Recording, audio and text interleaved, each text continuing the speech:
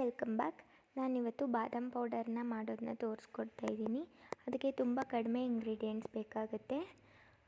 ಅದರಲ್ಲಿ ಯಾವ ರೀತಿ ಮಾಡೋದು ಅಂತ ತೋರಿಸ್ಕೊಡ್ತೀನಿ. ಮೊದಲಿಗೆ ಅದಕ್ಕೆ ಬೇಕಾಗಿರುವಂಥ ಇಂಗ್ರೀಡಿಯೆಂಟ್ಸ್ನ ನೋಡೋಣ. 1 ಕಪ್ ಆಗುವಷ್ಟು ಬಾದಾಮ್ ತೊಗೊಂಡಿದ್ದೀನಿ. ಹಾಗೆ 1-2 ಸ್ಪೂನ್ ಆಗುವಷ್ಟು ಪಿಸ್ತಾ, ಗೋಡಂಬಿ.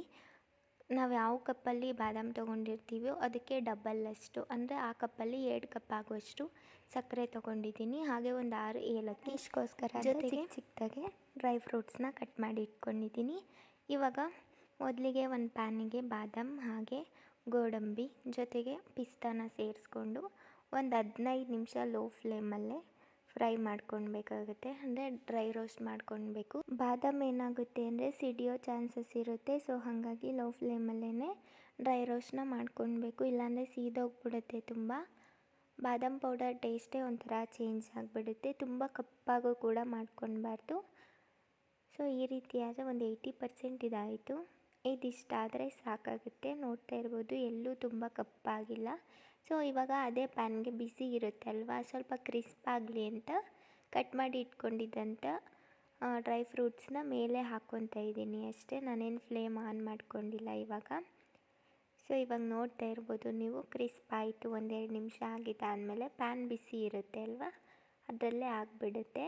ಇವಾಗ ಒಂದು ಜಾರ್ ತೊಗೊಂಡಿದ್ದೀನಿ. ಅದಕ್ಕೆ 2 ಕಪ್ ಆಗುವಷ್ಟು ಸಕ್ಕರೆನ ಹಾಕ್ಕೊಂಡಿದ್ದೀನಿ. ಸಕ್ಕರೆ ಜೊತೆಗೆ ಏಲಕ್ಕಿ ಕಾಯಿ ತೊಗೊಂಡಿದ್ವಲ್ಲ ಅದನ್ನ ಕೂಡ ಸೇರಿಸ್ಕೊಂಡು ಮೊದಲಿಗೆ ಗ್ರೈಂಡ್ ಮಾಡ್ಕೊತೀನಿ. ಅದನ್ನು ಗ್ರೈಂಡ್ ಮಾಡಿಕೊಂಡು ಒಂದು ಬೌಲಿಗೆ ಟ್ರಾನ್ಸ್ಫರ್ ಮಾಡ್ಕೊತಾ ಇದ್ದೀನಿ.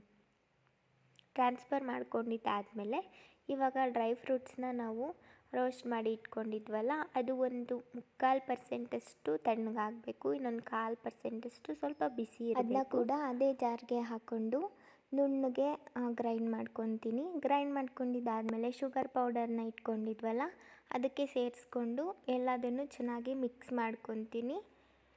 ಸೊ ಇದೇನಾಗುತ್ತೆ ಅಂತಂದರೆ ಗಂಟು ಇರುತ್ತೆ. ಬಾದಾಮ್ ಪೌಡರ್ ಡ್ರೈ ಫ್ರೂಟ್ಸ್ನ ನಾವು ಬ್ಲೆಂಡ್ ಮಾಡಿದ್ವಲ್ಲ ಅದು ಗಂಟಾಗಿರುತ್ತೆ. ಸೊ ಅದನ್ನು ನೋಡಿಕೊಂಡು ನೀವು ಚೆನ್ನಾಗಿ ಮಿಕ್ಸ್ ಮಾಡ್ಕೊಳ್ಬೇಕಾಗುತ್ತೆ. ಮಿಕ್ಸ್ ಮಾಡ್ಕೊಂಡಿದ್ದಾದಮೇಲೆ ಈ ಥರ ಕಾಣಿಸುತ್ತೆ. ಸೊ ಗಾರ್ನಿಷ್ಗೋಸ್ಕರ ಪ್ಲೇನ್ ಅನಿಸುತ್ತೆ ಅಲ್ವಾ, ಹಾಗಾಗಿ ಸ್ವಲ್ಪ ನಾನು ಡ್ರೈ ಫ್ರೂಟ್ಸ್ನ ಈ ಥರ ಸಣ್ಣದಾಗಿ ಕಟ್ ಮಾಡಿಕೊಂಡು ಹಾಕ್ಕೊಂಡಿದ್ದೀನಿ. ಸೊ ಈ ವಿಡಿಯೋ ನಿಮ್ಗೆ ಇಷ್ಟ ಆಗಿದ್ರೆ ಲೈಕ್, ಕಮೆಂಟ್ ಆ್ಯಂಡ್ ಸಬ್ಸ್ಕ್ರೈಬ್ ಮಾಡಿ. Thanks for watching.